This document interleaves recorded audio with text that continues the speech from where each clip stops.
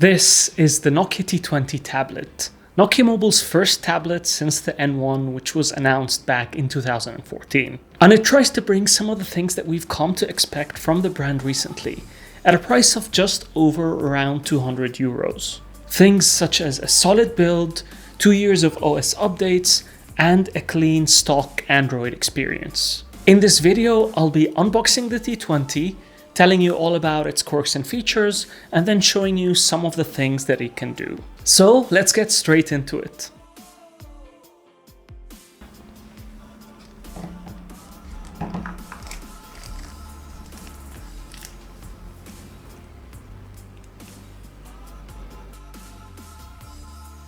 Inside the box you get product booklets, a 10 watts charging brick, a USB-C charging cable, and an SD card/SIM ejection tool.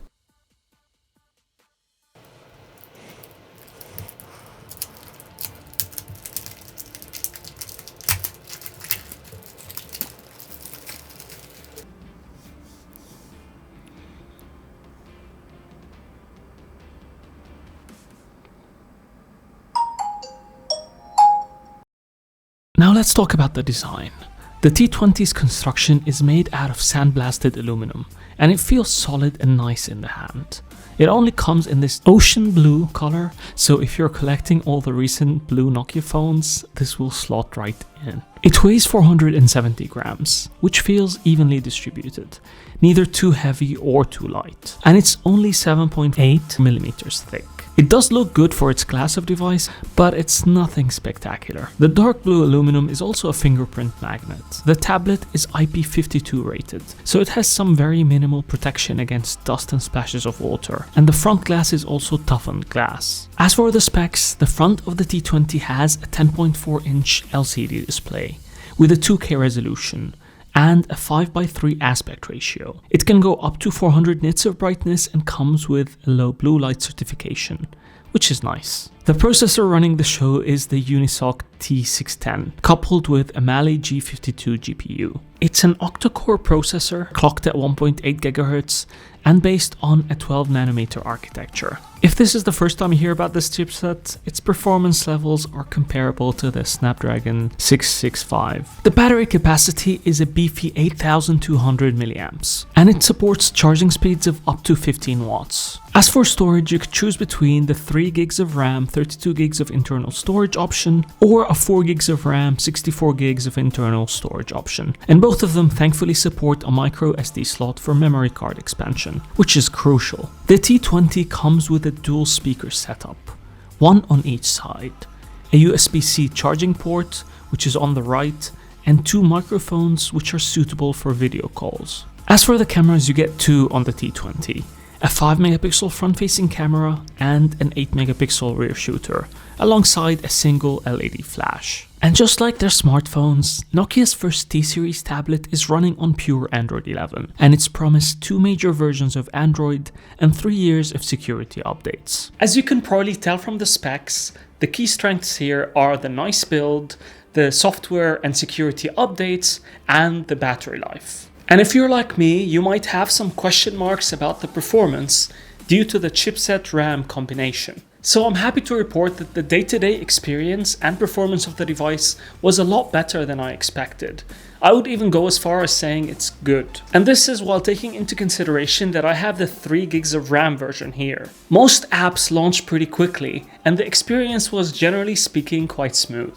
Not mind-blowingly fast or super smooth, but perfectly adequate. And I would imagine that the version with 4 gigs of RAM would probably hold up slightly better. And I know that I sometimes complain about stock Android being a bit too bare bones, but this is a perfect example on where it actually shines, thanks to being lightweight and fairly efficient. And the T20 is even capable of playing games such as Call of Duty Mobile and PUBG on medium graphical settings at an acceptable level. And this tells me that an average consumer wouldn't really have any issues with the performance of this thing. Having said that, I still wouldn't classify this as a multitasking beast, so keep your expectations in check.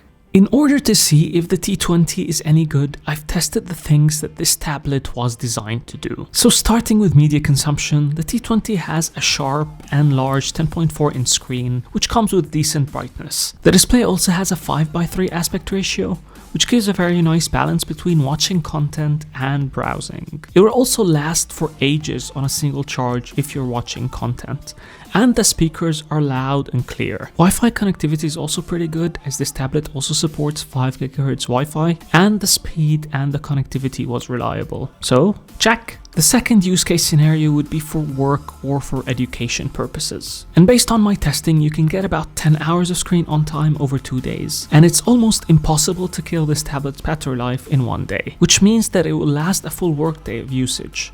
And you also get the security updates for 3 years. The cameras are decent enough for good quality video performance over Zoom and Teams. And they're also perfectly adequate at scanning documents. And because the tablet has 2 microphones, it also gives clear audio in video calls. And it also has a 3.5mm headphone jack, and it works flawlessly with wireless earbuds thanks to Bluetooth 5.0. If you work a lot outdoors, you can also opt for an LTE variant. The tablet should also remain secure thanks to the 3 years of security updates. So I would say it passes the work in education test. Now the last use case is if you want to give it to children. So the tablet comes with a kids mode, which gives you a lot of parental controls over what they have access to. You can also use YouTube Kids on this, and it has a low blue light certified display, so it's easy on their eyes. The build quality is very solid, and you could also opt in for a rugged add-on case, which I would highly recommend if you're giving this to children. They can also play most games at medium graphics, and it will last them all day on a charge. So I would say it passes this test with flying colors. Let me show you how I've been personally utilizing the T20 in my lifestyle. I've been watching my favorite team, Milan, playing sexy football on YouTube. I'm also almost finished with Squid Game thanks to watching it on the T20, especially when I eat. I've also started using it as a teleprompter for my videos, as you can see here. And sometimes when I want to make stupid investment decisions, I use the eToro app and check on the Cardano graphs to make sure that I'm definitely losing money. It's even going down right now. I'm also heavily relying on the T20 when I want to learn something new on Coursera or Skillshare. And if you work at Skillshare and you want to sponsor someone, call me. And finally, I love connecting my Xbox controller to the T20 and utilizing xCloud or even streaming directly from the console, so I end up spending a lot of time playing my Xbox library games on this tablet.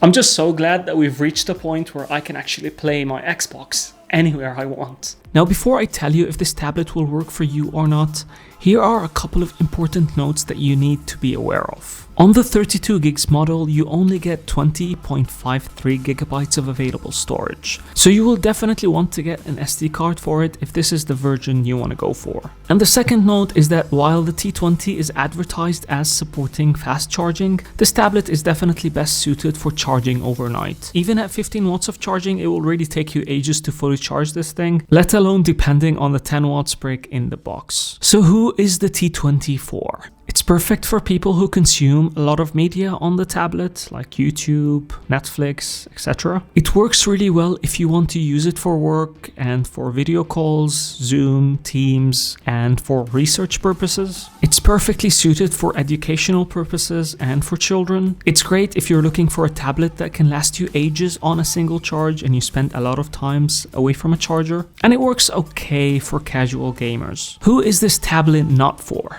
This isn't really a content creation tablet. So if your workflow involves video processing, handling large files such as editing large images, or you have lofty multitasking needs, then maybe you should look at something else. This tablet also won't be suitable for you if you rely heavily on a stylus, or if you want to take notes on the go, as a stylus would work exactly like how your finger would on the screen. This is definitely not a tablet aimed at serious gamers, so if you want the tablet to game on at very high graphical settings, or spend a lot of time playing graphical intensive games, you should look elsewhere. And finally, if you're a shutterbug and for some reason you want to use a tablet for that, Yeah, it won't work really well for that either. These cameras are not designed to capture high quality images, and it really shows. In conclusion, I really think this is a solid first step for Nokia Mobile into the tablet market. Most of the design and hardware choices here are very practical, and the battery life is absolutely fantastic. And yeah, it's not exactly the most flashy or feature-packed tablet out there, but for its price range, it's a really good product. I would still recommend the 4 gigs of RAM version with 64 gigs of built-in storage for most consumers. If you have kids or you want to utilize the T20 outdoors, the rugged case is a very nice option to have. Anyways, that's it for me. I hope you guys found this video useful. If you did, please don't forget to give this video a like, as it really helps the channel grow, and subscribe to the channel if you're enjoying my content, and I shall see you in the next one.